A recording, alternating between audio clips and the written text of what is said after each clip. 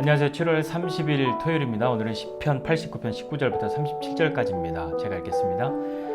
그때 주께서 환상 중에 주의 성도들에게 말씀하여 이르시기를 내가 능력 있는 용사에게는 돕는 힘을 더하며 백성 중에서 택함 받은 자를 높였으되 내가 내 종 다윗을 찾아내어 나의 거룩한 기름을 그에게 부었도다.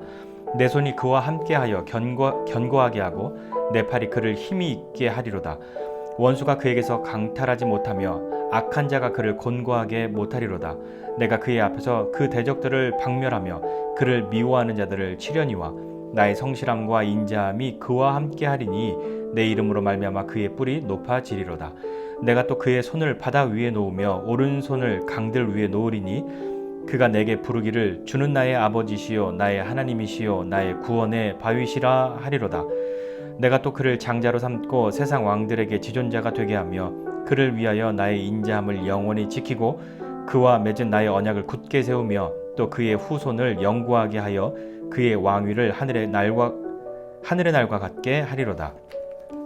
만일 그의 자손이 내 법을 버리며 내 규례대로 행하지 아니하며 내 규례를 깨뜨리며 내 계명을 지키지 아니하면 내가 회초리로 그들의 죄를 다스리며 채찍으로 그들의 죄악을 벌하리로다. 그러나 나의 인자함을 그에게서 다 거두지는 아니하며 나의 성실함도 패하지 아니하며 내 언약을 깨뜨리지 아니하고 내 입술에서 낸 것은 변하지 아니하리로다.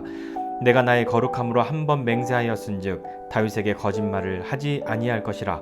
그의 후손이 장구하고 그의 왕위는 해같이 내 앞에 항상 있으며 또 궁창의 확실한 증인인 달같이 영원히 견고하게 되리라 하셨도다.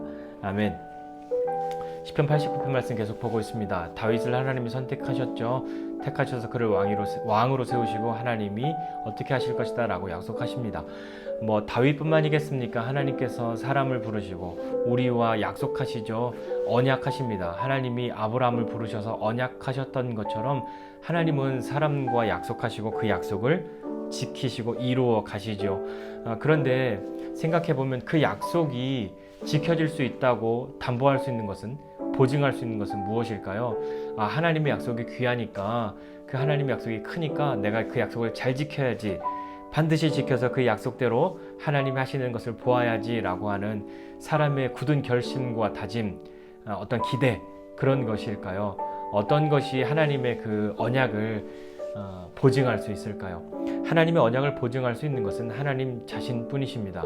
왜냐하면요, 오늘 말씀에도 보는 것처럼 하나님께서 다윗을 향해서 이러이러한 약속을 하셨죠. 내가 널 택해서 이렇게 했는데, 약속하는데 내가 이렇게 하리라 라고 약속하신단 말이에요. 그러면 우리는 하나님이 약속하셨으니까 내가 언제 해달라고 했어? 하나님이 하신다고 했으면 알아서 하셔야지 라고 그냥 던질 수 있으나, 하나님이 그 약속을 이루시는 것을 직접 하실 것인데 이렇게 하실 것이다, 이렇게 하리라 하는데 30절에 보니까요, 만일 그의 자손이 내 법을 버리고 내 규례대로 행하지 아니하며 내 율례를 깨뜨리며 내 계명을 지키지 아니하면입니다. 하나님의 약속을, 하나님의 언약을 지킴에 있어서 사람이 해야 할 것은 하나님의 말씀을 따라가는 거죠. 율례와 규례를 지키는 겁니다. 그 계명을 지키는 거죠. 그렇게 하면 하나님이 이렇게 하실 것이다 라고 약속하셨기 때문에 우리는, 사람은 그 약속을 지키기 위해서 할 수 있는 것이 그 하나님의 계명대로, 하나님의 뜻대로 살아가는 것이죠. 그렇게 하면 하나님이 약속하시는 것을 볼 수 있게 되기 때문입니다. 그러나 우리는 어떤 사람들입니까? 우리가 과연 그렇게 살 수 있을까요?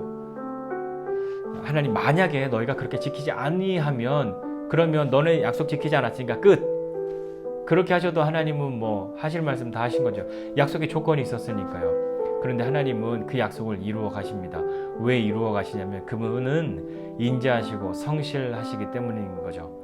하나님의 인자와 성실이, 하나님의 거룩하심이 우리로 하나님의 약속을 지킬 수 있는 사람으로 그렇게 나아가도록 하실 겁니다. 하나님 이렇게 말씀하셨습니다. 32절 이하예요. 그렇게 지키지 않으면 내가 회초리로 죄를 다스리고 채찍으로 죄악을 다스릴 거야, 벌할 거야 라고 말씀하죠. 그러면 우리는 항상 생각합니다. 내가 잘못한 것에 대해서 혼났어, 그러면 끝이지. 실수한 것에서 보상했어, 그러면 끝이지 라고 생각하는데, 과연 그것으로 끝나는 것일까요? 하나님이 그러면 너가 잘못했으니까 한 대 회초리로 맞고, 이건 좀 큰 잘못했으니까 채찍으로 맞고, 그러면 이제 이건 없는 거, 과연 그렇게 되는 걸까요? 하나님이 그 죄에 대해서 벌하심으로만 우리가 한 것에 대해서 같은 것으로 갚음으로 하나님이 그냥 끝내실까요? 그것이 하나님의 목적일까요? 아니요. 하나님이 회초리를 드시고 채찍을 드시는 이유가 있습니다. 무엇인지 계속 보죠. 그렇게 회초리로 채찍으로 벌하는데 33절 이하예요. 그러나 나의 인자함을 그에게서 다 거두지는 않고 나의 성실함도 패하지 않을 거고 내 언약을 깨뜨리지 않고 내 입술에서 낸 것은 변하지 않을 거야. 내 거룩함으로 맹세한 것이기 때문에 난 다윗에게 이거 한 말 거짓말 아니야 라고 하나님 말씀하시는 거죠. 그것입니다. 언약이 지켜지는 것은 내가 죄를 범하지 않기 때문이 아니라 내가 하나님의 말씀과 규례와 법도에서 떠나지 않기 때문이 아니라 그렇게 떠나면 그 언약은 깨질 수밖에 없는데 그 언약을 깨뜨리지 않기 위해서 하나님이 하시는 일은 회초리와 채찍을 드시는 거죠. 너 어떻게 나한테 이렇게 속상하게 할 수 있어? 라고 감정대로 휘두르는 것이 아니라 하나님이 그렇게 회초리로 채찍으로 다스리고 벌한다 할지라도 하나님은 인자함을 거두시지 않고 성실함도 패하지 않고 언약도 깨뜨리지 않는 거예요. 그것을 지켜가기 위해서 하나님이 우리가 언약의 백성으로 나아갈 수 있도록 하나님이 그렇게 하시는 것이죠. 그렇다면 하나님의 회초리와 채찍은 어떤 것일까요? 하나님의 어떻게 너희가 날 무시해? 라고 하는 그 분풀이일까요? 아니요, 그렇지 않죠. 언약을 지킬 수 있는 백성으로, 언약 백성으로 나아갈 수 있도록 하는 것이죠. 죄에서 떠나고 악에서 떠나고 그것을 이기고 하는 것이 우리는 언제 각성하게 되냐면 회초리와 채찍을 경험할 때 우리는 빠르게 각성합니다. 그렇잖아요. 우리 자녀들에게도 말로 너 이렇게 하면 혼나 하다가 어느 날 갑자기 이제 한계가 다다르거나 아니면 그 약속한 것이 다 차서 회초리를 들었을 때 이것이 장난이 아니었구나 라고 하는 것. 그래서 아이들이 각성하는 것. 물론 그러라고 회초리와 채찍을 드는 것은 누가 즐겁겠습니까? 회초리와 채찍을 들게 만들었으니까 너 앞으로 내가 미워할 거야 라고 그렇게 하는 부모는 아무도 없지 않습니까? 우리는 적어도 어떤 구석은 하나님을 닮은 아주 작은 모양을 가지고 있단 말입니다. 그러니까 우리는 죄를 범할 수밖에 없고 하나님의 말씀대로 따라 살기 어렵고 율례와 규례를 깨뜨리기 너무 쉬운 존재들이나 하나님이 그 언약을 지키시기 위해서 우리와 함께 하심으로 우리를 회초리와 채찍을 쓰심에도 불구하고 그렇게 하시면서까지도 하나님이 그 언약 백성으로 우리를 이끌고 가시는 거죠. 그것은 하나님의 인자와 성실, 하나님의 거룩하심, 우리를 향한 하나님의 사랑에 기인하고 있습니다. 우리는 때로 생각합니다. 하나님 왜 나에게 이렇게 힘들고 어렵게 하십니까? 왜 나는 이렇게 맨날 혼내시는 거예요? 왜 나는 맨날 이렇게 잘못하도록 그냥 내버려 두시는 거예요? 아니요. 하나님이 그럴 때마다 회초리와 채찍을 가지고 계시고 그것을 쓰십니다. 어떤 사람은 회초리가 하나도 안 아플 수 있어요. 어떤 사람은 채찍이 그냥 조금 무섭고 끝날 수도 있습니다. 그러나 그것에 대한 내성이 생겨서 우리가 하나님의 말씀을 적당히 그냥 그렇게 두고 넘어가는 것이 아니라 하나님이 우리를 미워해서 우리에게 큰 실망하셨기 때문에 넌 이제 앞으로 끝이야. 다시는 안 볼 거야. 라는 마음으로 회초리와 채찍을 쓰시지 않는다는 것. 하나님이 지팡이와 막대기로 그 목자들이 양을 인도하는 것처럼 우리를 인도해 가십니다. 인도해 가시는 것은 다시 한번 하나님의 그 약속을 우리로 하여금 이루도록 하시려는 하나님의 정말 강력한 굳은 의지가 있으시기 때문에 하나님은 우리의 연약함, 우리의 자꾸 범죄함, 하나님의 규례와 명령을 지키는 것을 가볍게 여김을 하나님은 견디시면서까지 우리와 함께 하시는 거죠. 그러면서 우리를 하나님의 거룩한 백성으로 한 걸음 한 걸음 더 나아가도록 이끌어 가시고 만들어 가십니다.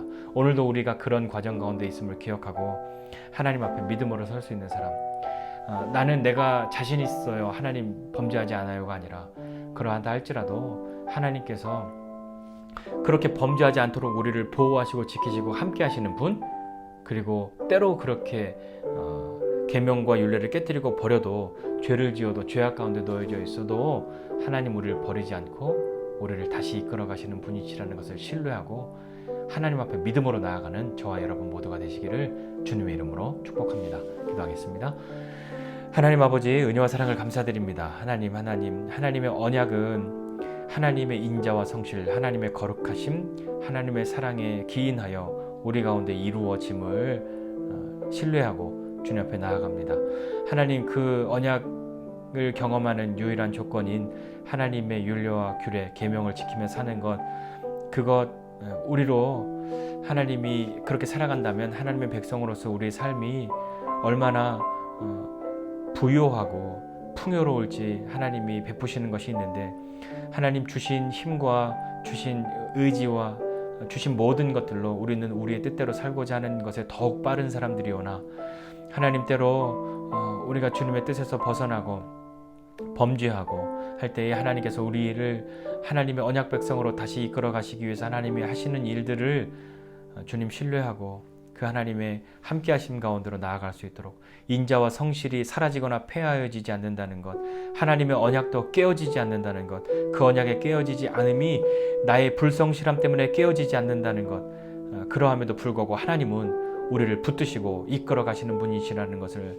믿고 오늘도 주님 앞에 나아가는 우리 되게 하여 주시옵소서. 그러나 할 수만 있다면 하나님의 채찍과 우리의 불성실함으로 아프게 드리는 것이 아니라 하나님을 더 닮아가는 삶으로 한 걸음 한 걸음 우리 입장에서 나아갈 수 있는 그런 믿음의 사람 될 수 있도록 은혜 베풀어 주시옵소서. 감사드리고 예수님의 이름으로 기도드립니다. 아멘.